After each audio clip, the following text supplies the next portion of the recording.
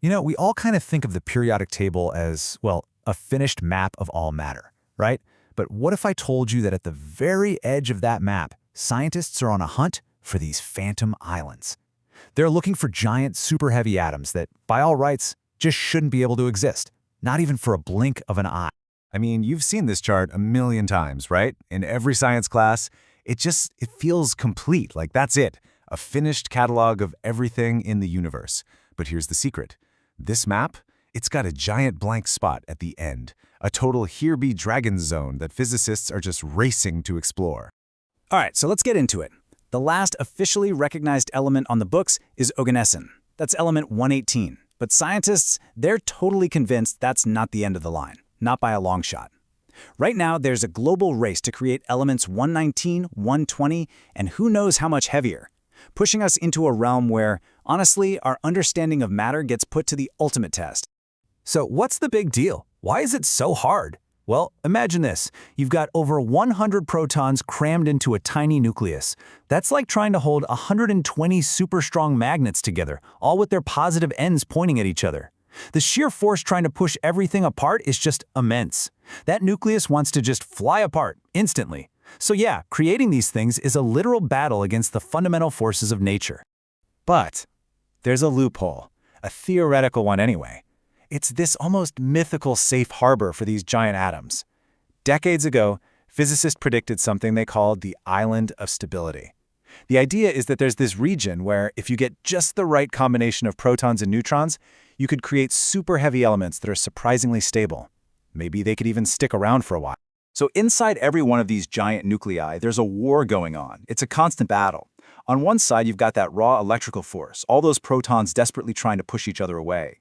But on the other side, you've got this quantum hero called nuclear shell effects.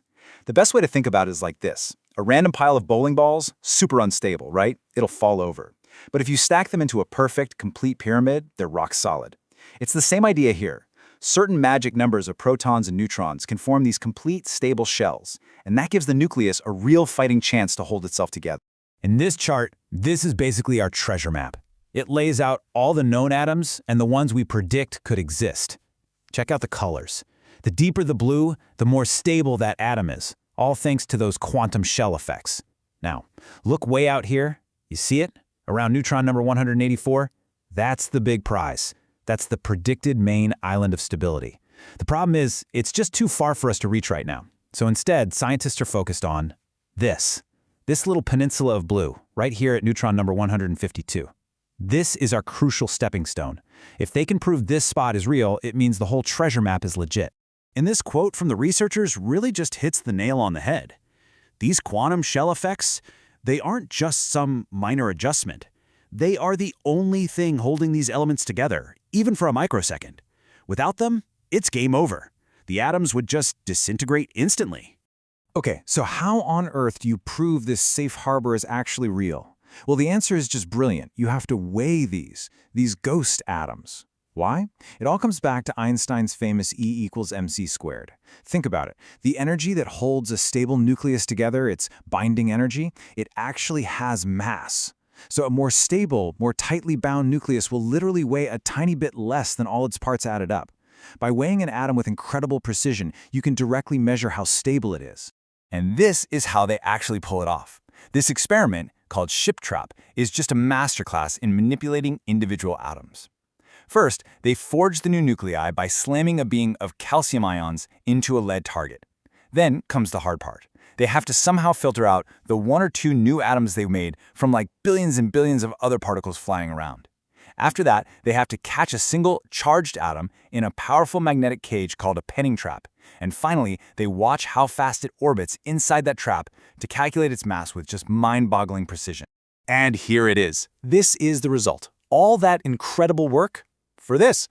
That tiny little dip you see in the middle of the graph, that's the signal. That's essentially the sound of a single lawrencium atom being weighed. And get this, to get just this one graph, they had to run the experiment for 93 hours straight, all to catch and weigh a grand total of 48 individual atoms. Just wow. That really puts the scale of this challenge into perspective. And this is the payoff. These graphs show the stability they actually measured for two different elements, nobelium and lawrencium. See those red squares? That's their real-world data. and all those different colored lines? Those are all the different theories predicting what they should have found. And just look, the red squares trace this beautiful peak of stability right at neutron number 152. It confirms some of the theories and completely rules out others. This is the ground truth. So, the verdict is in. These measurements are the first direct confirmation of that big, stabilizing shell gap at neutron number 152. That little peninsula of stability on our map? It's real. It's like finding a safe harbor just off the coast of a totally unexplored continent. Suddenly, the map to the main island looks a whole lot clearer. But, creating a stable nucleus, that's really only half the battle. Because even if we can make one that sticks around, the next huge question is, what is it? Like, what are its chemical properties? And this is where things get really, really weird. Because at this massive scale, chemistry as we know it kind of starts to break down. Right, so the nucleus tells you how many electrons an atom has, but it's the behavior of those electrons that really defines an element's chemistry, how it interacts with the world.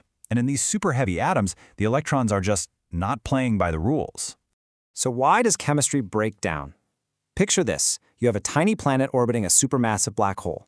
That planet would be whipping around at an incredible speed, right? Well, in a superheavy atom, the nucleus is that black hole and the electrons are the planets. They're being pulled in so tightly by all that positive charge that they're orbiting at nearly the speed of light. And thanks to good old Einstein, we know that when you get close to the speed of light, things get weird. The electrons actually get heavier, and their orbital paths get all scrambled up, completely trashing the rules of chemistry we thought we had figured out. This table gives you a sense of just how weird it gets. So the whole periodic table is organized by how electrons fill up different orbital shells. You probably remember S, P, D, and F shells from high school chemistry. Now for element 121, things look pretty normal, but check out element 125.